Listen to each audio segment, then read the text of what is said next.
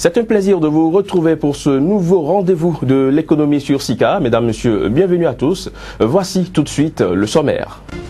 Au Bénin, le Marocain Les Eaux Minérales d'Oulmès a fait son entrée dans le secteur des boissons en acquérant 55% du capital de la société béninoise qui commercialise les eaux minérales FIFA. L'Éthiopie n'est plus le roi du café africain. Le pays a cédé son fauteuil au terme d'une campagne qui a vu l'Ouganda produire environ 2,24 millions de sacs de café. Au Sénégal, certaines femmes, grâce à des programmes de soutien, arrivent à acquérir des compétences pour transformer des produits agricoles. On en parle dans cette édition.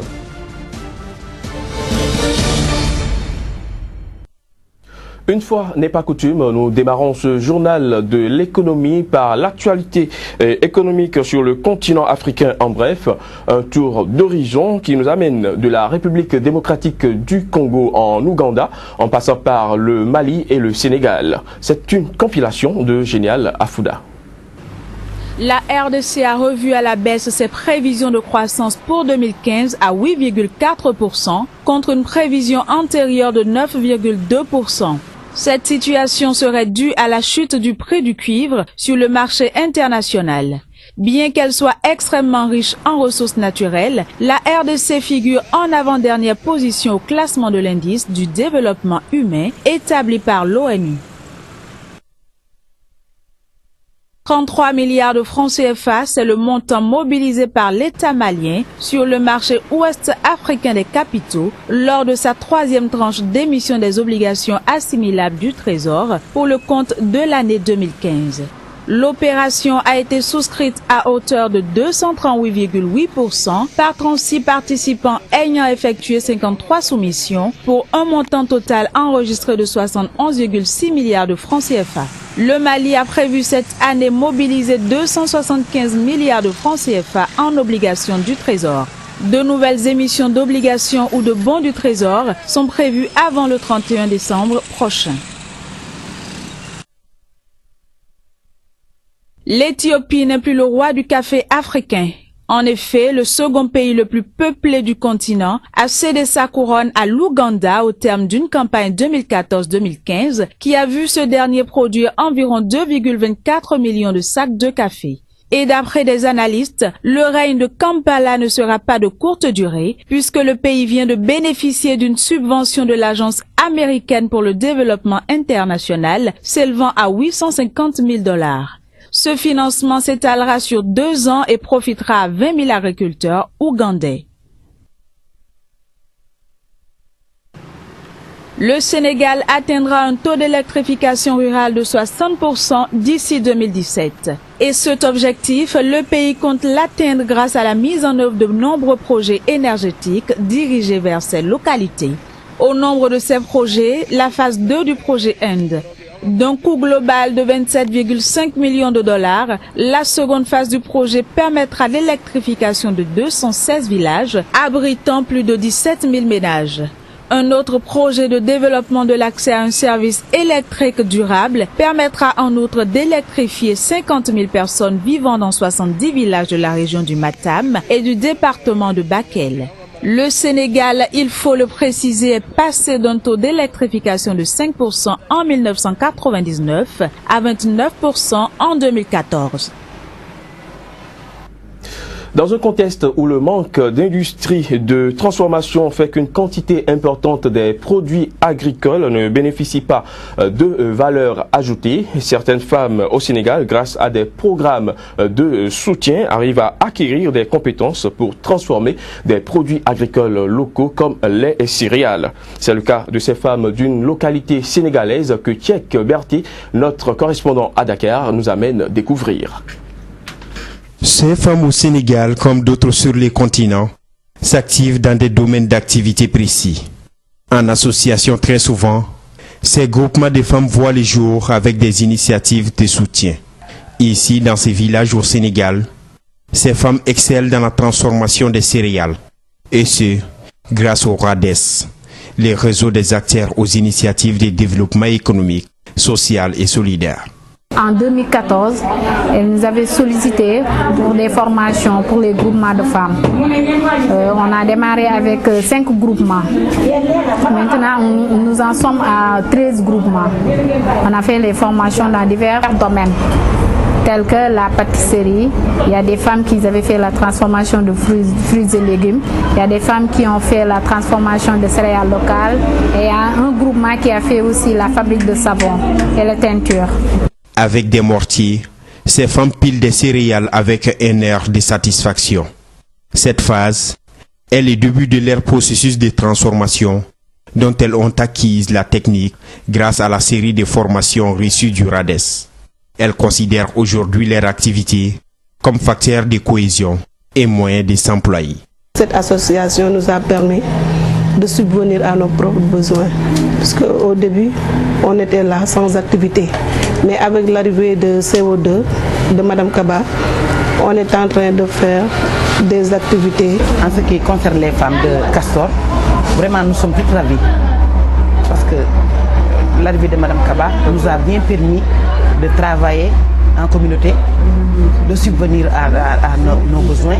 On arrive vraiment à travailler beaucoup.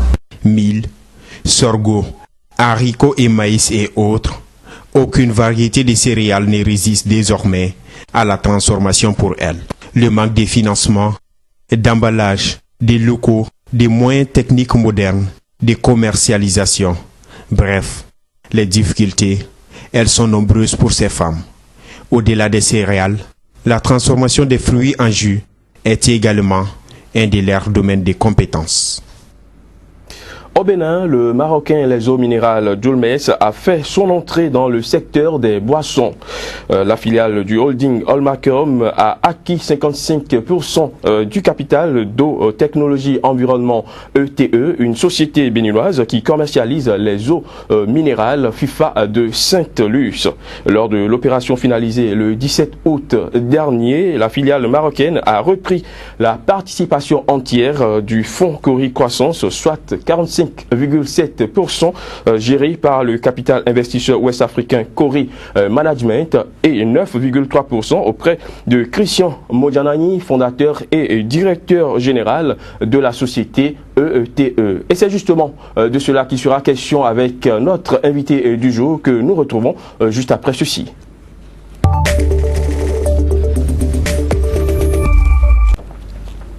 Kazmik Pedjao, bonjour. Bonjour Crépi. Alors, les eaux minérales FIFA de Sainte-Luce du Bénin passent sous la bannière des eaux minérales d'Oulmes du Maroc. Qu'est-ce qui a pu motiver une telle opération? Alors, il faut dire que 10 ans, sinon une vingtaine d'années après l'installation de cette eau ici au Bénin, le géant de la boisson gazeuse et aussi de l'eau minérale au Bénin, parce que aujourd'hui FIFA c'est quand même le leader en ce moment au Bénin. Donc le géant a donc décidé de céder la majorité de ses actions au groupe marocain pour davantage prospecter le marché africain, sous-régional, africain et aussi mondial. Alors ça a été signé le 17 août dernier, comme vous le disiez tantôt, pour une aventure économique beaucoup plus avantageuse pour les deux pays et aussi pour davantage conquérir le monde entier en termes de qualité d'eau et aussi de boissons gazeuses. Alors, quels sont les avantages d'une telle ouverture de la capitale, plutôt de la société béninoise? Oui, c'est déjà que sur le plan local, les actionnaires historiques de cette société paient déjà le contrôle de leur société. C'est pas du tout une bonne raison pour eux, mais lorsqu'on voit l'avantage économique, la prospection de ces deux sociétés, on peut déjà se frotter les mains pour dire aujourd'hui le Bénin commence pas à intéresser le monde. Nos ressources minières ont commencé du moins par gagner la confiance au niveau international. Alors la société marocaine, c'est quand même 80 ans déjà dans le secteur et qui déjà capitalise beaucoup d'expérience en termes de production d'eau de qualité et aussi en termes de couverture du marché sur le plan européen, américain et aussi africain. Alors mettre toute cette expérience à la disposition d'une jeune entreprise comme celle de l'eau minérale FIFA de Sainte-Luce, c'est quand même encourageant, c'est quand même bien pour les différents partis qui aujourd'hui s'engagent dans cette prospection. Alors il faut dire que selon les études réalisées, la qualité de l'eau minérale FIFA de Sainte-Luce avoisine un peu ce qui se fait déjà au Maroc. Donc c'est quand même bien pour que les deux sociétés puissent fusionner afin de donner à l'Afrique la chance aujourd'hui d'aller sur le marché international et d'offrir un mieux-être en termes de boissons gazeuses et aussi d'eau minérale au monde entier. Alors vous l'avez dit tantôt que la société ETE qui produit FIFA de Sainte-Luce est le leader en matière d'eau minérale au Bénin. Quelle était alors sa capacité de production avant cette fusion? Avant cette fusion, la société ETE Bénin produisait 16 000 bouteilles d'eau par heure, soit une capacité annuelle de plus de 1 million et quelques. Parce que c'est quand même des chiffres vérifiés, 16 000 bouteilles par heure. Oui, c'est pas des sociétés qui fonctionnent comme ça, comme on a l'habitude de voir au Bénin dans l'informel. C'est des chiffres qui existent et mieux, c'est la banque des affaires, une structure internationale qui a quand même évalué, qui a fait l'inventaire des actifs de tout ce que cette société dispose et qui a conseillé le partenaire marocain de bien vouloir s'engager dans cette affaire parce que c'est une affaire qui pourra forcément apporter un plus à l'économie des deux pays. Donc forcément, il n'y a pas crainte en termes de manipulation des capacités. Et mieux, je le disais tantôt, le Maroc, c'est quand même plusieurs années d'expérience dans le domaine. Donc forcément, quand ce ne serait pas le cas, ils verront comment fusionner aujourd'hui pour dépasser cette capacité-là et mieux couvrir l'espace mondial en termes d'offres d'eau et aussi de boissons gazeuses. Alors la fusion est désormais une réalité et quelle sera désormais la capacité de production des deux entreprises africaines ensemble?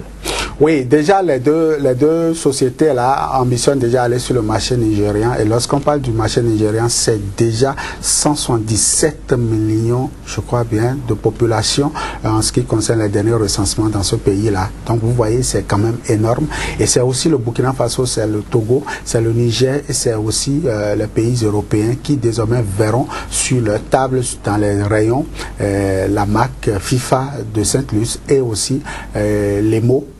Comment êtes-vous sûr que la marque ne va pas changer? Parce que la société marocaine détient désormais la majorité. Oui, elle détient la majorité, mais aujourd'hui, ce qui est vendu, c'est la marque FIFA de Sainte-Luce.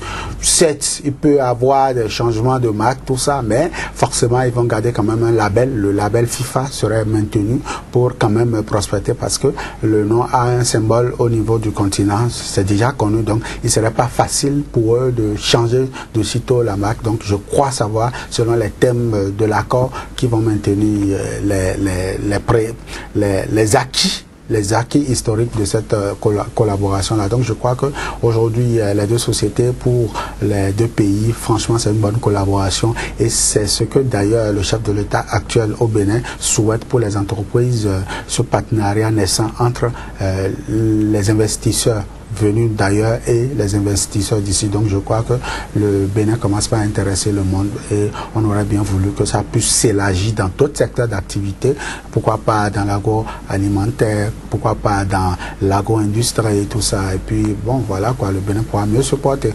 Merci Casimir Pédior pour toutes ces explications. Je rappelle que vous êtes journaliste au quotidien L'Économiste, un journal qui paraît à Cotonou au Bénin. On se retrouve lundi prochain pour d'autres informations économiques. Avec le même plaisir. Mesdames, Messieurs, ce sera tout pour ce journal de l'économie que je vous remercie d'avoir suivi. Merci et à très bientôt. Ne ratez plus l'actualité.